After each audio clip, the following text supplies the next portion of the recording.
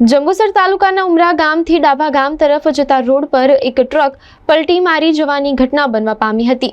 જો કે આ ઘટનામાં સદનસીબે કોઈ જાનહાનિ થવા પામી ન હતી। ઉમરાથી ડાભા જતા બાયપાસ રોડ પર વખત અકસ્માતો સર્જાવાની ઘટના બનતી હોય છે। ગતરોજ ઉમરાથી ડાભા બાયપાસ રોડ પરથી મગ ભરેલી ટ્રક ગોધરા ખાલી કરવા જતી હતી। તે સમય દરમિયાન આ રોડ પર ટ્રક પલટી મારી જતા અકસ્માત સર્જાયો હતો અને સદનસીબે કોઈ જાનહાનિ થઈ ન હતી।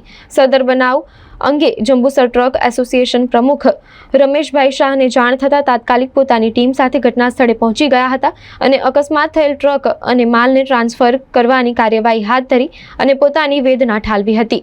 જંબુસરથી ઉમરા બાયપાસ પર ત્યારે ઊભા છે અને આ રોડ પર જે વાહનોનું અવરજવર છે તે વાહનો અને નુકસાન ના થાય તે અંગે 2 દિવસ પહેલાં આરએનબીના ઓફિસર નિકુંજભાઈ શાહ સાહેબને જાણ કરેલી, જેમાં જીપીએસ લોકેશન સાથે જણાવે।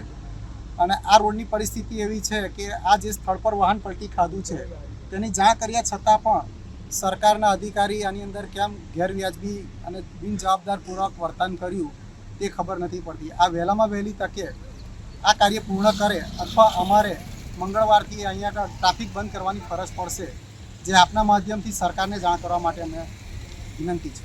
ગાડી લઈને આવતો હતો, ડાયરેક્ટ આ ઢાળ ચડતો હતો અને સામે ડમ્પરવાળો ફૂલ ડીમ લાઇટ મારી ગાડી જેવી કંટ્રોલ કરવો હતો નીચે એવી બ્રેક મારી એવી પાછી પડી ગાડી, ડાયરેક્ટ આ ખાડામાં જઈ પડી ગાડી પલટી ગઈ લીધી ગાડી। ક્યાંથી આવો છો? હું આણંદથી। ક્યાં જતા હતા તમે?